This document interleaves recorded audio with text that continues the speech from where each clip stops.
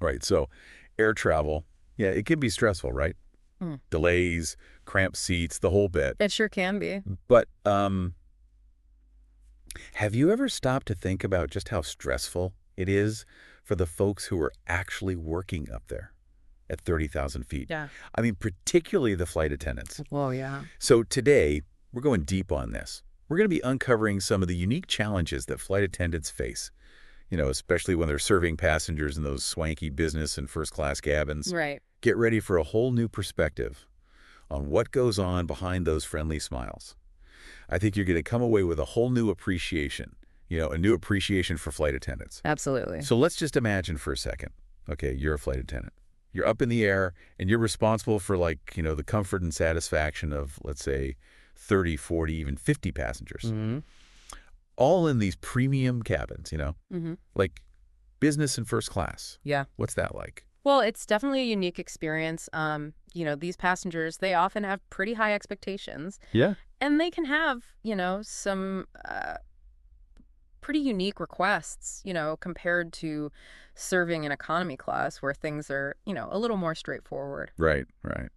And speaking of unique, one of the things that came up in the stuff we've been reading is this idea of explaining exclusive services, you know, for those premium passengers. Oh, for sure. For sure. That's a big one. You have to be like a walking encyclopedia of all the perks and amenities that come with those, those fancy tickets.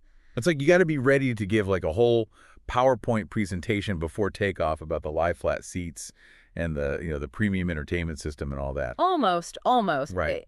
Sometimes it feels that way. But you really do have to be on top of it, explaining how to adjust the seat, how to work the on-demand entertainment system, how to access priority boarding. Right, right. And all while, you're trying to make sure everyone is comfortable and safe. Exactly, exactly. Yeah. Okay, well then let's move on to this. Managing special requests. Oh, yeah. That's another challenge that pops up in, what we were looking at. Right. And we've all heard those stories, about those passengers who ask for the moon. Oh, yeah, yeah. The requests, they can range from, let's say, totally reasonable. Yeah. Like someone wanting an extra blanket Right. to, well, extravagant might be the right word. Right, Like yeah. demanding a very specific brand of champagne. Oh, yeah, like a 98 Dom Perignon or something. Something like that, yeah. And what do you even do in that situation? I mean, do you have a secret stash of vintage champagne somewhere on board? Unfortunately not. It's all about, kind of maintaining your composure in those situations. Yeah. Staying professional and trying to, find a solution that works for everyone. So it sounds like a big part of this job is just being really, really good with people, Yeah. like being able to kind of, like de-escalate those tense situations and Yeah. just make everyone feel heard. It is. It is. There's a lot of emotional intelligence involved. You got to be able to read people. You got to be able to, anticipate their needs. Right, right. And it's not always easy when you're, dealing with jet lag and, all the other challenges of being, miles up in the air. Right. Yeah. And you mentioned, just having that kind of composure no matter what's thrown your way. Right. I mean, are there any particularly, I don't know, memorable requests that you've encountered that just sort of stick out in your mind? Oh, yeah. Let me think. I once had a passenger who was adamant about getting a specific brand of bottled water. We didn't carry it. It wasn't, it wasn't a huge deal, but they were really, quite upset about it. Yeah, I can imagine. You're up in the air. Yeah. You just want your specific water. Exactly. And in those moments, you have to kind of, draw on your empathy, problem-solving skills. Can you offer them something comparable? Can you explain the situation and acknowledge their preference without, being able to fully meet it? It's like you're, part flight attendant, part therapist, right? Uh-huh. That's a good way to put it. Helping people navigate those moments of frustration or anxiety that can come up when you're traveling. Oh, yeah.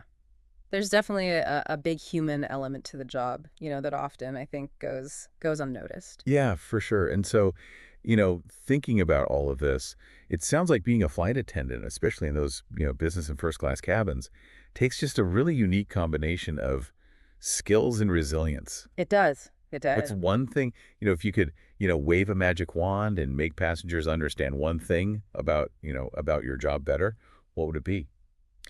I think it would just be nice if passengers remembered that, that we are people too. Yeah, We're doing our best in a very demanding and, oftentimes really stressful environment.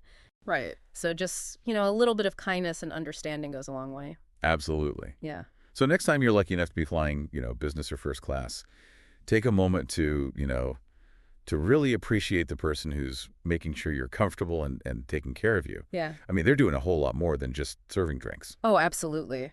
They are juggling so many things, complex situations, passenger expectations, and really they're striving to create, a positive experience for everyone on board. Yeah. So next time you fly, maybe just consider what you as a passenger can do to make their job a little bit easier, Yeah. A little bit of awareness, a little thoughtfulness. It really can make all the difference. That's a great thought to leave it on. And with that, we'll wrap up this deep dive into the world of flight attendants. Thanks for having me. Of course. Yeah. And until next time, safe travels, everyone. Safe travels.